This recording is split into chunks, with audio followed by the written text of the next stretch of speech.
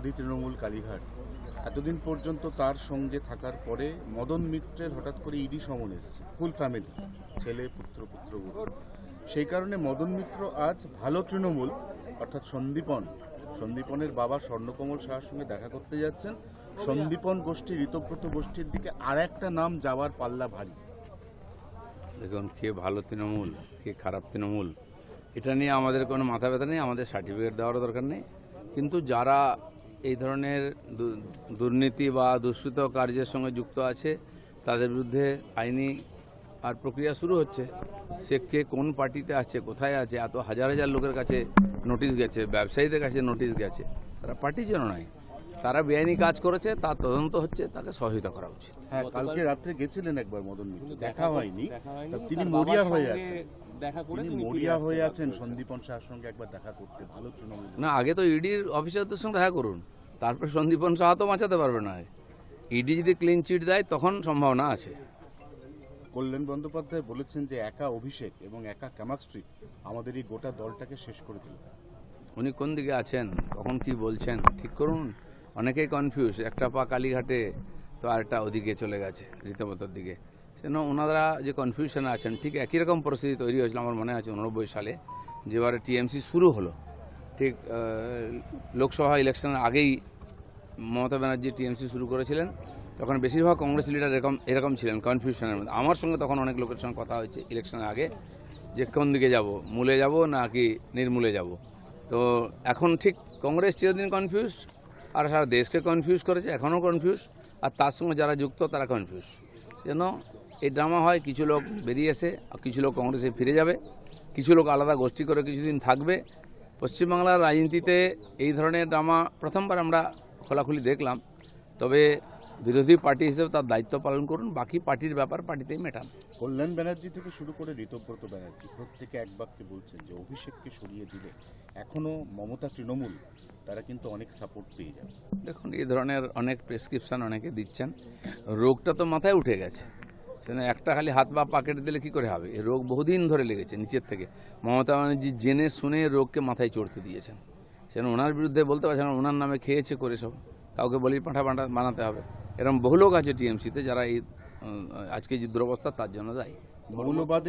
মৌলবাদের বিপক্ষে বরাবর কলম ধরা তসলিমা নার্সিন বুদ্ধবাবুর জমানায় ছেড়েছিলেন এই রাজ্য, এই দেশ, তিনি আবার মৌলবাদের চাপে সিপিএম ওকে দেশ ছাড়া করেছিল ভারতবর্ষ থেকে। ভারতের পরম্পরা আছে, বিশ্বে যত প্রতারিত অত্যাচারিত মানবতাকে আমরা চিরদিন এখানে জায়গা দিয়েছি। সে কি মত পথের লোক আমরা দেখিনি। আজ ইহুদিদের থেকে আরম্ভ করে, তারপরে তিব্বতী বুদ্ধদের, তারপরে এখানে আমাদের সিংহলি তামিলদের, এরকম ছোট বাংলাদেশে অত্যাচারিত, ভারতে পাকিস্তানে অত্যাচারিত হিন্দু সমাজ, বা আজকে যারা অন্যরা এসছেন মানবতার খাতিরে তাদেরকে আমরা জায়গা দিয়েছি। আর তসলিমা নাসরিনও তাই ছিলেন, কিন্তু তাকে যারা তাড়িয়েছিল লোক তাদেরকে তাড়িয়েছে। দাদা, সেই সময় সেই দাঙ্গা বাঁধানোর পেছনে যিনি ছিলেন ইদ্রিস আলী, পরবর্তীতে তিনি তৃণমূলে যোগদান করেন, শেষ জীবন পর্যন্ত তৃণমূলে তিনি বহাল তবিয়তে ছিলেন। তৃণমূলের তরফেও কিন্তু এই তসলিমা নাসরিনকে ফেরানোর কোনো উদ্যোগই দেখা যায়নি। এই ইদ্রিস আলীরাই সেখানে ছিলেন। না, সেই তো গুয়ের এপিট আর ওপিট। সিপিএম যা করে গেছে, সেই মৌলবাদকে এরা একদম খোলাখুলিভাবে তাদের হাতে ক্ষমতা তুলে দিচ্ছে। দুর্নীতি, ঘুষ আর এই যে এত হিংসা, এ তো এই মৌলবাদীরাই বকলমে টিএমসি জামা পরে করেছে, তার পরিণাম ভুগতে হচ্ছে ওদেরকে। এবার যাই হোক, পরিবর্তন হয়েছে, সত্যি সত্যি এটাই পরিবর্তন যে সবাই গণতান্ত্রিক সুবিধা পাচ্ছেন। ধর্মতলায় তৃণমূল কংগ্রেসের যে শহীদ দিবসের এতদিনের যে অনুষ্ঠান, তাতে এবার শেষমেশ ইতি পড়ল। পুলিশ স্পষ্ট জানিয়ে দিয়েছে সেখানে করা যাবে না, ব্রিগেডে করতে হবে। তৃণমূল বলছে না, আমরা এখানে করবো না, মানে কালীঘাট পন্থী তৃণমূল।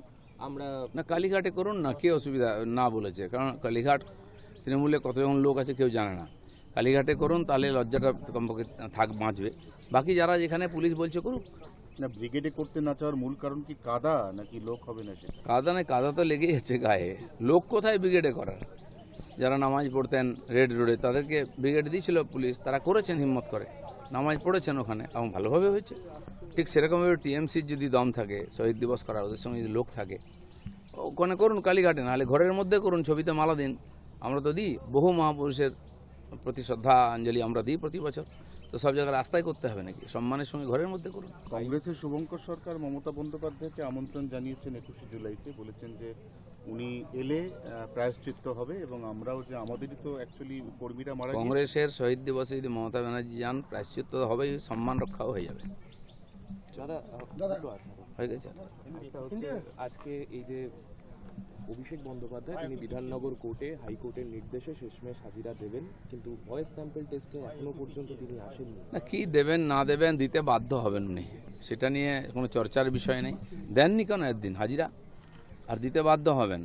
যতক্ষণ না চালে বিশ্বাস নেই, যান, কমপক্ষে আদালতের প্রতি সম্মান সেটুকু তো রাখুন। শ্যামলী পরিবহন যারা ভারত থেকে বাংলাদেশের মধ্যে বাস চালায়, এখনো চালায়, তাদের দেশের অন্যান্য রাজ্যের সঙ্গে কানেক্টিং বাস এতদিন পর্যন্ত লালফিতের ফাঁসে নানা টেকনিক্যাল জটিলতায় আটকে রাখা হয়েছিল 15 বছর ধরে। আজকে তারা নতুন এই পালাবদলের সরকার, সেখানে পরিবহন মন্ত্রী অর্জুন সিং এবং বিজেপির রাজ্য সভাপতি শ্রমিক ভট্টাচার্যের হাত ধরে তারা 3টি শহর, অর্থাৎ দিল্লি, ম্যাঙ্গালোর সহ 3টি শহর, তারা সেখানে বিলাসবহুল বাস পরিষেবা চালায়। শ্যামলী পরিবহন বহু বছর ধরে এবং বহু বাস চালায়, পশ্চিমবাংলার বিভিন্ন শহরের মধ্যে তাদের বাস চলে, লোকে তাতে স্যাটিসফাইড, লোকেরা তার সুবিধা নেন, ঢাকার সঙ্গে যাচ্ছে। আজ সারা দেশে এই ধরনের একটি কোম্পানি যদি বাস চালায়, পশ্চিমবাংলা থেকে এমনি বহু প্রাইভেট বাস বিভিন্ন রাজ্যে যায়, আর মালপত্র কলকাতা থেকে বেশি যায়, বিহার, ইউপি, মধ্যপ্রদেশ সব জায়গায় যায়। তো এটা এডিশন হবে এবং লাক্সারি বাসের যে সুবিধা, এত সুন্দর রাস্তা হয়ে গেছে, মানুষ রাত্রেবেলা বাসে উঠবে, সকালবেলা পৌঁছে যাবে, খুব ভালো। ট্রেনে এত ভিড়, টিকিট পাওয়া যায় না, তো এটা খুব ভালো সরকার যে ডিসিশন নিচ্ছেন, ধন্যবাদ। এবং কাল বাবা তারকনাথের থেকে মহাদেব এক্সপ্রেস শুরু হলো, 5টা শহরে তারকেশ্বর থেকে বাস যাবে।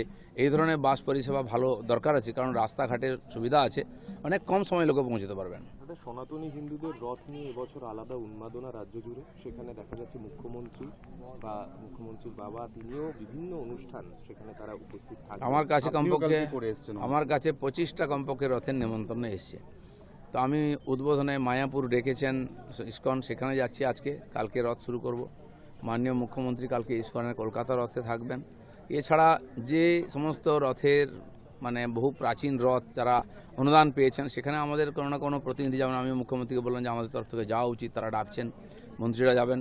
সার্বিকভাবে সনাতনীদের জাগরণ হয়েছে পশ্চিমবাংলায় এবং তারা সফল হয়েছেন, সেই জন্য এই ধরনের ধার্মিক অনুষ্ঠান হচ্ছে। রথ গ্রামে গ্রামে ভগবানের নামে চলে, সেটা আটকানো হতে এবার চলবে। এবারে দুর্গাপূজাও খুব ধুমধাম করে হবে, পরের বছর রামনবমী জবরদস্ত হবে, হওয়া উচিত। আর বাংলায় সবাইকে রাস্তা দেখাবে। দাদা ঝালমুড়ি একটা আজকে গান তো ভেতরে বাজলে সুন্দর। আপনারা গান রেকর্ডিং দেখেছিলেন, গান শোনেননি, আজকে গান শুনেছেন, সেটা আবার ভিডিও হবে, সেটাও লোকে দেখবে। আমাকে জোর করে গায়ক বানানোর চেষ্টা হচ্ছে, তা আমিও চেষ্টা করেছি।